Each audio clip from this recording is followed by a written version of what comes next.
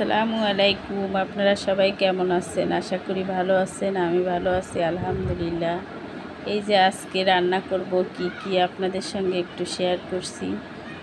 এই যে সিমাই পিঠা বানিয়েছিলাম, হাঁসের গোশ দিয়ে খেয়েছি, আর এগুলো বেঁচেছিল।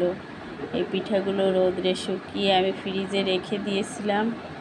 এখন এটা আমি চুষি পিঠার মতো রান্না করব দুধ দিয়ে।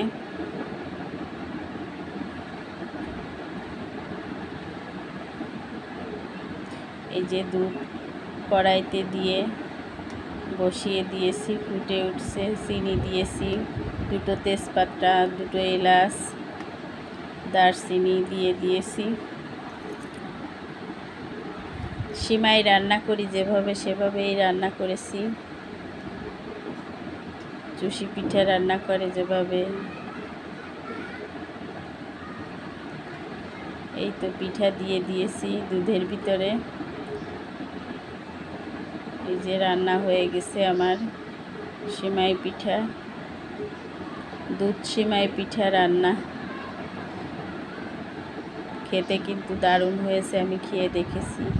এই যে আম দেখছেন, এই আম আমাদের গাছে হয়েছে। এই থোল 3টা ছিঁড়ে পড়েছে, তাই আমি ভাবলাম একটু ভিডিও করে আপনাদের সঙ্গে শেয়ার করি। গাছের তাজা আম ক্যালেন্ডারের সামনে ধরে আমি ভিডিও করেছি। আম 3টা খুবই ভালো লাগছে দেখতে, তাই আপনাদের সঙ্গে একটু শেয়ার করলাম। এই যে আমাদের মিশু দরজা খুললেই বের হয়ে যায় দৌড়ে, যে উঠানে বসে। এই যে বসে আছে সিংহের মতো, তাই ভাবলাম একটু ভিডিও করে নিই।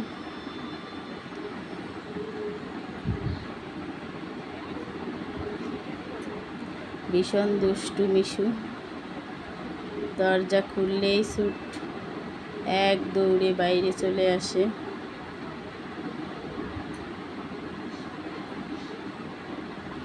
আজ আমি রান্না করব, এই যে দুপুরে রান্নার জন্য জোগাড় করে এনেছি। এখানে আমি পটল বাটা মাছ দিয়ে ভুনা করব। এই যে মাছ কেটে ধুয়ে নিয়েছি, পটল কেটে ধুয়ে নিয়েছি। এখন রান্না শুরু করব।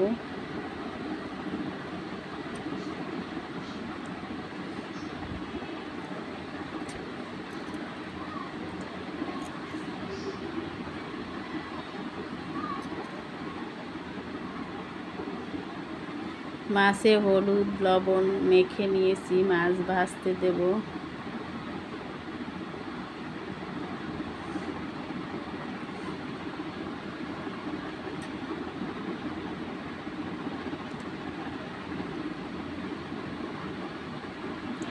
এই যে মাছ ভাজতে দিয়েছি কড়াইতে।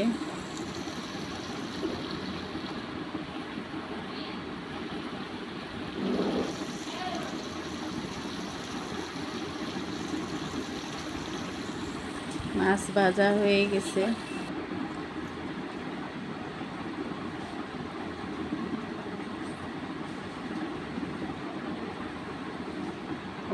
এই যে পটল ভাজতে দিয়েছি, পটল ভাজা হচ্ছে। মশলা কষিয়ে নিচ্ছি, পেঁয়াজ রসুন বাটা কড়াইতে তেল দিয়ে দিয়েছি। পেঁয়াজ রসুন ভাজা ভাজা হয়ে আসলে এই তো কাঁচা ঝাল, মরিচের গুঁড়া, হলুদের গুঁড়া দিয়ে দিয়েছি। অর্ডিনারি যেভাবে রান্না করি সেইটাই আপনাদের সঙ্গে শেয়ার করছি। অনেকে বলতে পারেন এই রান্না আর দেখানোর কি আছে। এই তো জলের পানি দিয়ে মাছ দিয়ে দিয়েছি, পটল দিয়ে দিয়েছি।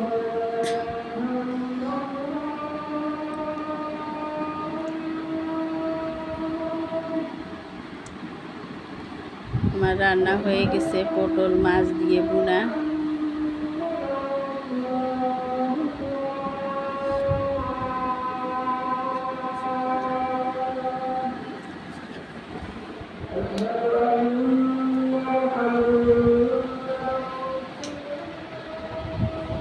এই তো ভাত নিয়েছি প্লেটে, আমি ঢেঁড়স ভাজি করেছিলাম, সেইটা আপনাদের সঙ্গে শেয়ার করি নেই। দুপুরে ঢেঁড়স ভাজি আর পটল মাছ দিয়ে ভুনা, খেতে দারুণ মজা।